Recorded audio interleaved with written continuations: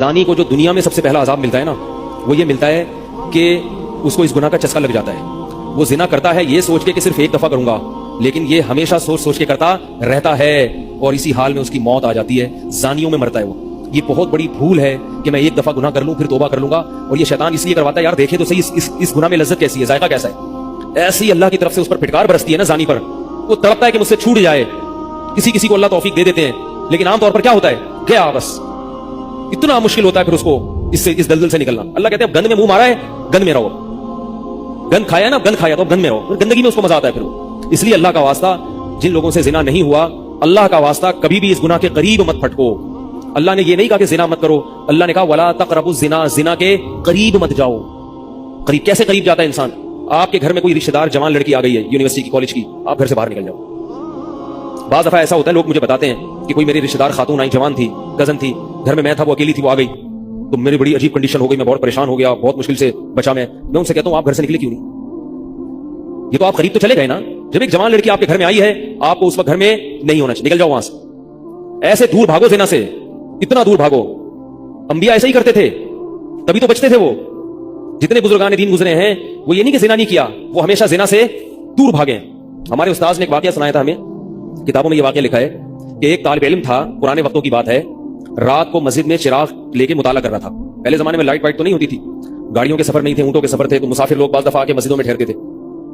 تو اس نے دیکھا کہ ایک جوان لڑکی ہے، پردے میں ہے لیکن خوبصورت جوان لڑکی، وہ آئی اور اس سے کہنے لگی کہ میں راستہ بھٹک گئی ہوں، مجھے ایک رات مسجد میں گزارنے دے دو.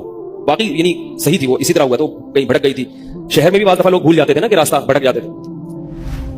اب یہ پریشان تھا کہ میں اس کو رات کو اگر پناہ دیتا ہوں تو مجھے شیطان برگلائے گا، اور اس لڑکی کو اگر میں پناہ نہیں دیتا تو یہ کہاں جائے گی رات کو، کوئی اور اس کی عزت سے کھیلے گا. تو اس نے بہرحال اس کو ٹھکانہ دے دیا، اس کو کہا کہ آپ ادھر اس طرف جا کے سو جائیں. نتیجہ کیا نکلا ہے کہ وہ لڑکی اس کو دیکھ رہی تھی کرتا کیا ہے، اس کو بھی اپنی عزت کا ڈر تھا نا کہ کہیں یہ دست درازی نہ کرے. تو یہ نوجوان جس چراغ میں مطالعہ کر رہا تھا، مطالعہ کرتے کرتے اس کی آگ میں اپنی انگلی لے کے جاتا اور اس کو جلاتا. جیسے ہی وہ جلنے لگتی تو اس انگلی کو واپس کھینچ لیتا، ایک دم تپش آگ لگتی نا، واپس کھینچتا. پھر تھوڑی دیر بعد یہ انگلی اس میں لے کے جاتا، پھر واپس کھینچتا. پوری رات یہ کرتا رہا اور اپنی انگلی کو جلاتا رہا ہے. صبح جیسے ہی ہوئی ہے، اس نے فوراً، صبح صادق ہوئی نا فجر کی اذان کے بعد، اس نے فوراً اس لڑکی سے کہا یہاں سے چلی جاؤ، فوراً یہاں سے فوراً چلی جاؤ. اس نے کہا اللہ کی قسم اس وقت تک نہیں جاؤں گی جب تک تم یہ معاجرہ نہیں بتاؤ گی رات تم نے کیا ہے. تو کہنے لگا یہ میرا اور اللہ کا معاملہ، میں تمہیں نہیں بتا سکتا. اس نے پھر اللہ کا واسطہ دے کے کہا، اس نے کہا میں جاؤں گی نہیں یہاں سے جب تک بتاؤ گے نہیں. اس نے کہا شیطان مجھے ورغلا رہا تھا کہ ایک جوان لڑکی ہے، اجنبی ہے، کوئی دیکھنے والا نہیں ہے، کوئی دیکھنے والا نہیں ہے، تو زنا کر لو اس سے، کوئی دیکھنے والا نہیں ہے. شیطان مجھے لے کے جاتا تھا تو میں اپنی انگلی آگ میں جلاتا تھا، اپنے نفس کو یہ سمجھانے کے لیے کہ دنیا کی آگ برداشت کر سکتا ہے، جہنم کی بھی برداشت کر لینا، جہنم کی بھی برداشت کر لینا. پھر اور اگر تجھ سے یہ برداشت نہیں ہو رہی تو وہ کیسے برداشت کرے گا؟ یار جب میں آگ میں جلنے لگتا تھا نا تو میری چیخ نکلتی تھی، کیا یہ نہیں ہو رہی تو وہ کیسے برداشت ہوگی؟ حدیث میں آتا ہے جہنم کی آگ دنیا کی آگ سے 70 گنا زیادہ گرم ہے، 70 گنا زیادہ گرم. جب نبی صلی اللہ علیہ وسلم نے صحابہ کو یہ بات بتائی، ترمذی کی حدیث ہے کہ صحابہ کے سینے سے رونے کی ایسے آوازیں آنے لگی جیسے ہانڈی کھولتی ہے. ایسا روئے صحابہ، حالانکہ صحابہ گناہوں سے بچتے تھے، اتنا روئے ہیں کہ سینے کے جیسے ہانڈی کھول رہی ہوتی ہے ایسے ان کے سینے سے رونے کی آوازیں آئیں. اور عرض کیا واللہ انہا لکافیۃ یا رسول اللہ، یا رسول اللہ یہ دنیا کی آگ بہت تھی عذاب دینے کے لیے، اللہ نے اس کو بھی 70 گنا زیادہ گرم کیا. تو اس نے کہا کہ میرے دل میں گناہ کا خیال آتا تھا، میں کیا کرتا تھا، اپنے آپ کو جلاتا تھا جب چیخ نکلنے لگتی. تو اس طرح پوری رات میں نے اپنے نفس کو روکا ہے گناہ سے. تو تقوی کی برکات ہوتی ہیں. اس لڑکی نے کہا، اب گھر میں جا کے اپنے والد سے کہا کہ میں اگر نکاح کروں گی تو صرف کس سے کروں گی؟ اس نوجوان سے، عفیف اور پاک دامن ہے. تو کتابوں میں لکھا ہے کہ اس کے باپ نے اس کا نکاح دیکھو حرام سے بچایا، اللہ نے حلال طریقہ رکھ دیا. تو جو بھی زنا سے بچتا ہے نا، یاد رکھو جیسے زنا کرنے کا عذاب بہت سخت ہے، ایسے ہی کسی کو زنا کا موقع ملے اور وہ بچ نکلے، اس کا ثواب بھی بہت زیادہ ہے. تاریخ میں جن ہستیوں کو بھی زنا کا موقع ملا اور انہیں موقع ملنے کے باوجود زنا نہیں کیا، ان کو اللہ نے دنیا میں بھی بہت نوازا ہے. میں اکثر ایک واقعہ سناتا ہوں. ہمارے ایک دوست ہیں امریکہ میں، بلکہ امریکہ سے بھی ایک دور علاقہ ہے، اس کا جگہ کا نام میں بھول گیا. انہوں نے میرا یہ بیان سن کے مجھ سے ملنے کے لیے آئے تھے، وہ مجھے پہچان گئے یہ بیان سن کے. ممکن ہے یہ بھی میرا یہ بیان سنے. یہ میرے والد صاحب کا واقعہ ہے. میرے والد صاحب جب امریکہ گئے کمارے تھے اس وقت. میرے والد صاحب بہت ہینڈسم تھے، خوبصورت تھے، اور اتنا چوڑا تو ان کا سینہ تھا اور ایسی چوڑی چوڑی کلائیاں تھیں. بہت ماشاءاللہ اللہ نے ان کو مردانہ وجاہت دی تھی، اور آواز ایسی تھی جیسے ببر شیر ہوتا ہے.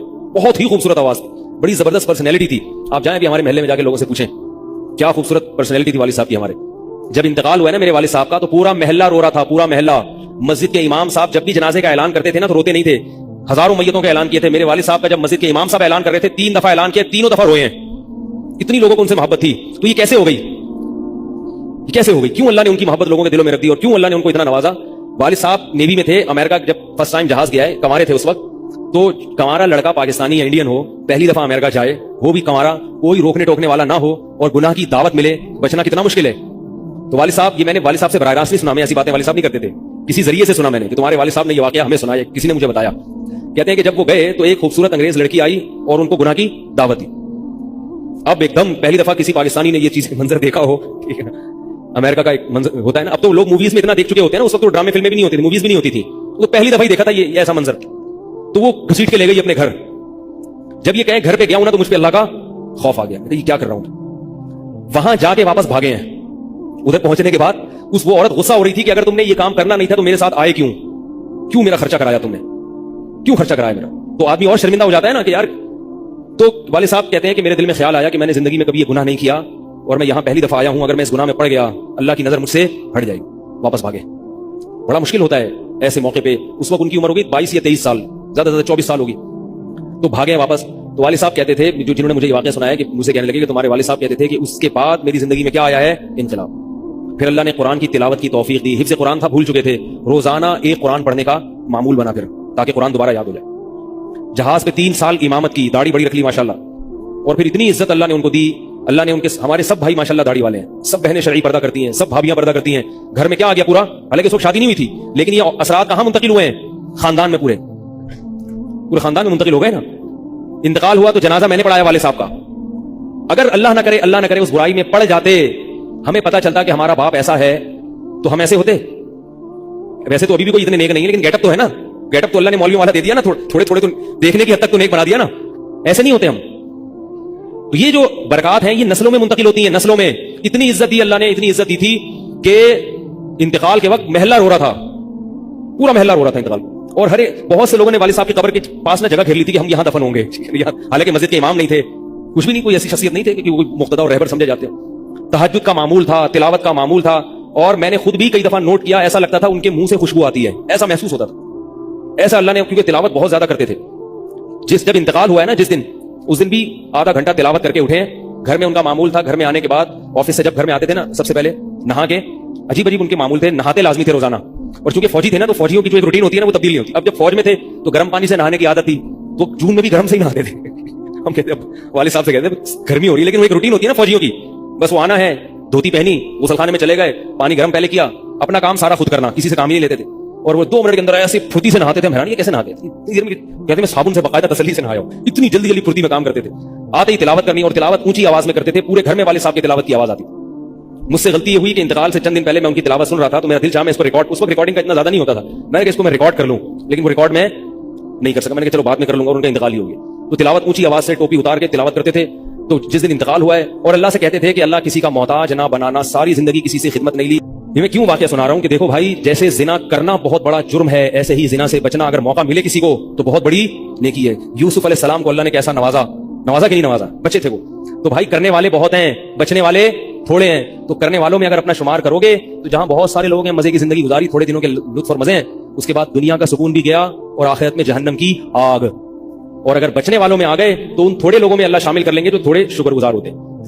लेकिन इसका यह मतलब नहीं है कि ऐसा माहौल क्रिएट करो कि फिर आपको बचने का मौका मिले, दूर भागो। मैंने बताया ना, कोई लड़की घर में आती है, बाहर निकल जाओ घर से, बोले भाई तन्हाई में नहीं। मैं तो इसकी एहतियात करता हूं। कोई जवान खातून अगर मसला पूछने आ जाए, बूढ़ी है तो कोई इतना मसला नहीं है, जवान खातून, ऐसा होता है बाज़ दफा खवातीन को तो माहौल का नहीं पता होता, अब वो आई है, मैं घर में कोई नहीं आ, दरवाजा बजा रही है, मुफ्ती साहब घर में मसला पूछे, घर में नहीं बैठूंगा, सड़क पे खड़े खड़े पूछो, ठीक है ना, बेगामी है। घर में आना है तो फिर मस्जिद के किसी खादिम को या किसी बंदे को घर में बिठाऊंगा कि भाई आप भी आ जाओ, क्योंकि बदगुमानी का मौका देना भी क्या है, हराम। हाँ, घर वाले मौजूद हों, अहलिया मौजूद हैं, फिर बेशक आगे बैठो।